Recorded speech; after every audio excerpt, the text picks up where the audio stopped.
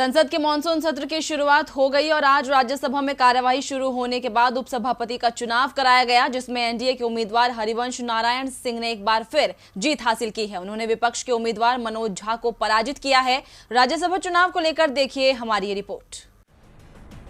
आज राज्यसभा में उपसभापति का चुनाव था। एनडीए की ओर से जेडीयू सांसद हरिवंश नारायण सिंह और विपक्ष की ओर से आरजेडी के मनोज झा उम्मीदवार थे। एनडीए का पलड़ा पहले ही भारी माना जा रहा था और आज सुबह बीजेडी की ओर से भी एनडीए उम्मीदवार के समर्थन का ऐलान कर दिया गया, जिसके बाद मनोज झा के जीतने की उम्मीद लगभग समाप्त हो चुकी थी। आज राज्यसभा में जरूरी कामकाज के बाद लगभग 5 बजे सभापति वेंकैया नायडू ने चुनाव की प्रक्रिया शुरू की।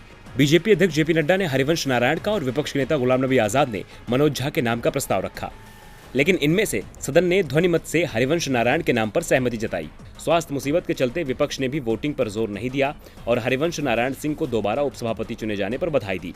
विपक्ष के नेता गुलाम नबी आजाद ने कहा कि हरिवंश नारायण सदन में सत्ता पक्ष की तरह विपक्ष को भी बोलने का पूरा मौका देंगे। पीएम मोदी ने भी हरिवंश को जीत की बधाई देते हुए कहा कि पहले कार्यकाल में हरिवंश जी ने कुशलता से सदन का संचालन किया, तेजी से बिल पास करवाने के लिए घंटों तक सदन में बैठे रहे। पिछले साल 10 साल में इस सदन के लिए सबसे ज्यादा प्रोडक्टिविटी वाला रहा। हरिवंश नारायण इससे पहले अगस्त 2018 में कांग्रेस के नेता पीजे कुरियन का कार्यकाल समाप्त होने पर उपसभापति बने थे।